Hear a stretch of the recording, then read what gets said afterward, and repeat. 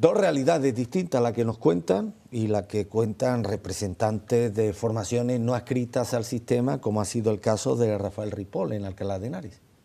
Gerardo. La lástima es que no sean muchos más en otros muchos ayuntamientos de España, ¿no? Porque haría falta y sería sin duda un gran punto de partida de lo que de verdad importa, ¿no? Que es también llegar a otras instituciones para poder Pero fíjate lo que hacen, esto. dar de comer mensualmente a un número de familias bastante considerable, y esto lo criminaliza. Oye, mire, usted es tan de sentido común, usted va al supermercado con la de esta de la compra y va a su casa, eso que usted ha comprado es para su familia, usted no va por la calle repartiendo los productos que ha adquirido en el supermercado, es de sentido común, eso que usted ha adquirido es para que lo disfrute su familia.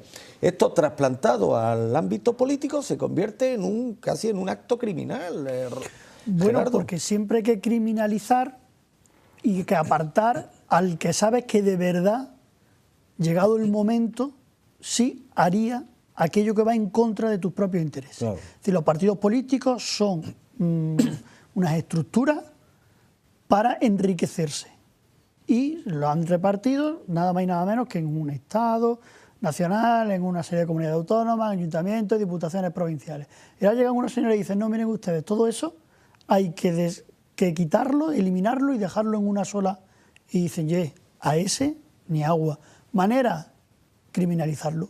Lo criminalizamos y la gente dice, uy, es que este está al margen de la ley, porque luego los medios de comunicación ya se encargarán además de hacerlo muy malo, porque primeramente no le damos publicidad a lo que hacen bien, y en segundo lugar, ya nos encargamos nosotros, como sea, de que pase lo que pase, sea para hablar mal de esa persona. Honorio. Y entonces de camino le metemos el miedo en el cuerpo a aquellos que si se les explicara todo realmente, irían y depositarían su voto. Y me quedo con un fragmento de la intervención de Rafael, cuando le has planteado, oiga, donde otras formaciones patrióticas tengan opciones electorales como las que tiene España 2000 en Alcalá, os vais a pisar unos a los otros y demás, y mira lo que te ha respondido. Esto mismo que tú me estás planteando, lo ha planteado el líder de mi partido, José Luis Roberto, al resto de formaciones, y salvo dos, todas han dado la callada por respuesta.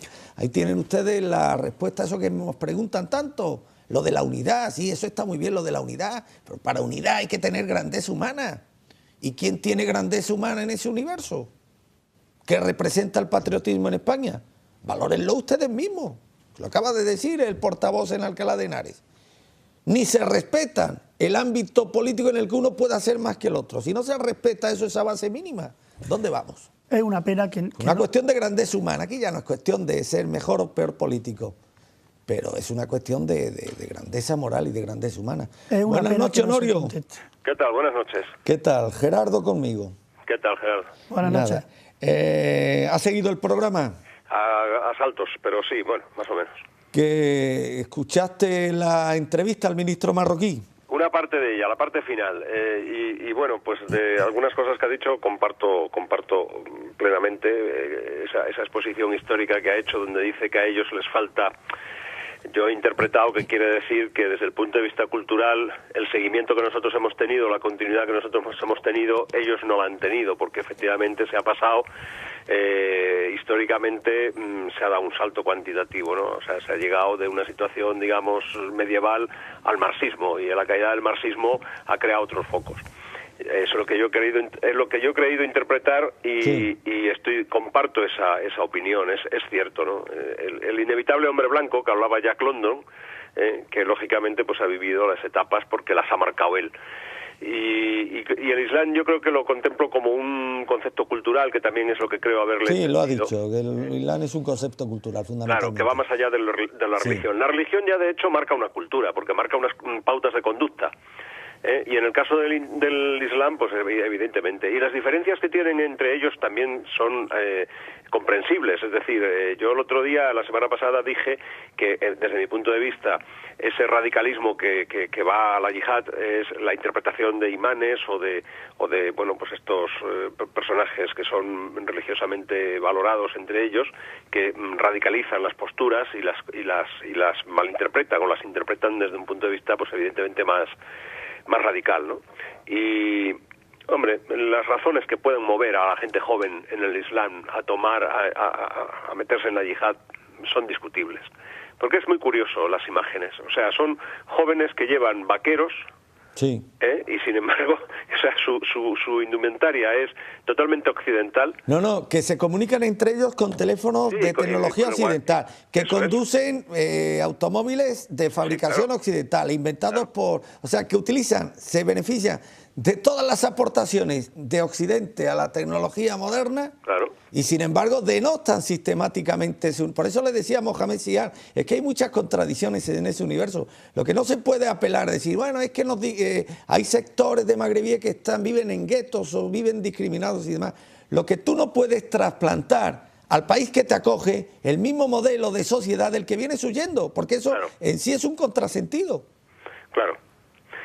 Yo creo que nosotros, o sea, cuando digo nosotros digo Occidente, tenemos desgraciadamente nuestras debilidades, bueno, desgraciadamente no sé, pero bueno, hay que contar con ellas, y nuestra debilidad, una de ellas es nuestro talón de Aquiles, que es evidentemente nuestra conciencia. Claro. Oye, qué interesante. Nuestra conciencia. Es decir, acabamos de ver gestos, por ejemplo, vamos, prácticamente a diario se ven gestos, ¿no? Uno discute si es ético o no es ético hacer tal cosa o hacer cual otra. Ellos eso no lo discuten, ellos lo tienen mucho más claro. Y esas dudas que nosotros planteamos y esas discusiones que nosotros planteamos sobre cuestiones que deberían de ser claras, la ventaja que nos llevan es que ellos eso no lo discuten. Para ellos es punto, nada más, no se discuten más.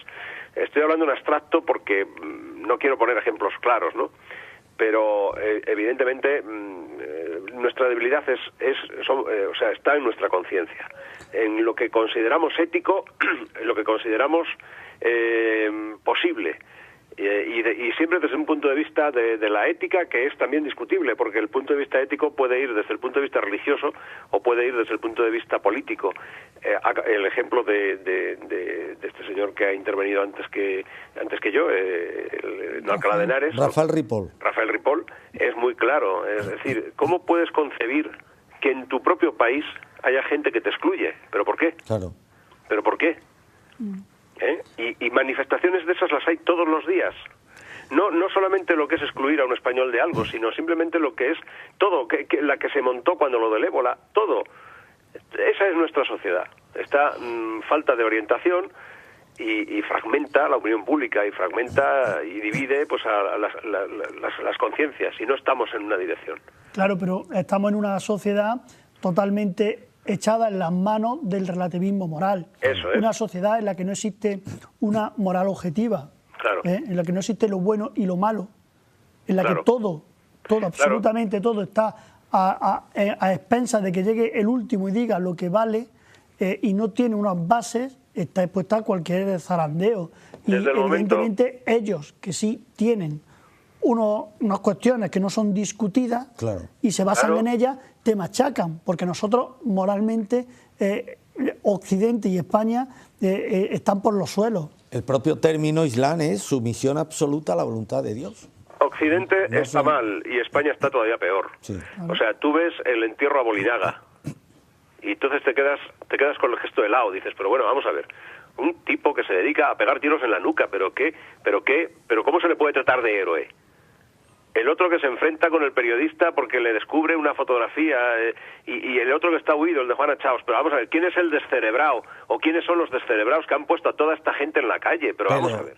Oye, Pues- pero en las altas esferas hay también casos palmarios de contradicción moral muy, muy significativa. Ahora están con lo del Estado Islámico, pero esto de las altas esferas, bien que se van a Arabia Saudí, que es el nutriente de Sí, por todos supuesto. estos grupos terroristas, a reírle la gracia al ¿Por qué? sultán de turno. Porque ahí hay petrodólares. Claro, claro. Claro, si es que ese es el tema, hay petrodólares.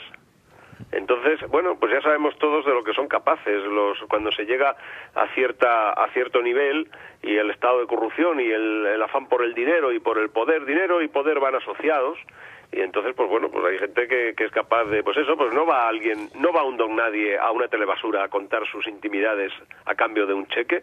Entonces, pues yo soy muy escéptico respecto a de revertir esta situación de relativismo moral y de tantas pandemias que ya están muy incrustadas en el ADN de Occidente. ¿Esto a qué nos conduce, Honorio? ¿A un inevitable final de ciclo o a qué? Bueno, yo más, no sé, final de ciclo. Yo creo que los tiempos que estamos viviendo son unos tiempos de cambios profundos, no solamente en la superficie. Yo creo que se está cambiando en la esencia. Lo que pueda devenir el día de mañana, pues es un orden diferente, nuevo, y en esa confusión en la que estamos metidos y esos cambios en los que nos están afectando, pues hay un poco la pérdida de sentido, ¿no? Yo creo que es lo que está ocurriendo. Y quizás sea cíclico, cada X tiempo ocurre, no lo sé, pero bueno, que es evidente que este no es el camino y que por aquí no se puede seguir, eso es evidente. Claro, claro. ¿Cuánto duraremos así? No lo sé, pero vamos a ver, o sea, esta no es evidentemente, la situación que nosotros tenemos que tener ni la que tenemos que adoptar. Lo que yo tengo mis serias dudas es que el asiduo o la asidua a uno de estos programas de la telebasura, de momento sientan el deseo, la necesidad de hacerse socios del círculo de lectores. Tengo mis serias dudas. Por lo tanto, es que veo muy difícil esa reversión, ¿no? La veo muy difícil. Bueno, pero también hay que ser realista. Sin un shock, salvo que un shock la provoque. Va a ser complicado, pero tampoco seamos tan... Va a haber una reacción. La reacción la va a haber. Porque la reacción ya se vio hace unos años, ¿no? Lo que pasa es que luego se apoderó la izquierda de ella, ¿no? Con todo el movimiento de los indignados y tal. Es decir, la reacción luego... Y esa gente... eran muchos de ellos universitarios, quiero decir, tampoco nos vayamos al extremo. Incluso la que ve diariamente Sálvame tiene un nivel cultural. Ahora, lo que está es totalmente aletargada. Pero en cuanto que haya algo que lo active, esa persona tiene una base, tiene una cultura, tiene unos estudios y tiene un sentido común. Lo que necesita es ver algo que se lo despierte. Y cuando lo vea y lo tenga, lo va a buscar. Pero claro, es la pescadilla que se muerde la cola, ¿no? Si no hay nada, no lo ve, si no lo ve, sigue haciendo lo mismo. Pero yo sí creo que tiene que haber una reacción, la va a haber, y lo importante es que enfrente haya algo a lo que agarrarse. Bueno, yo no soy tan optimista. Yo no sé si hay una base cultural. El tipo de persona que has descrito, que yo no voy a ahondar, me vale ese ejemplo que has puesto. No sé si tiene una base cultural de donde se pueda rescatar.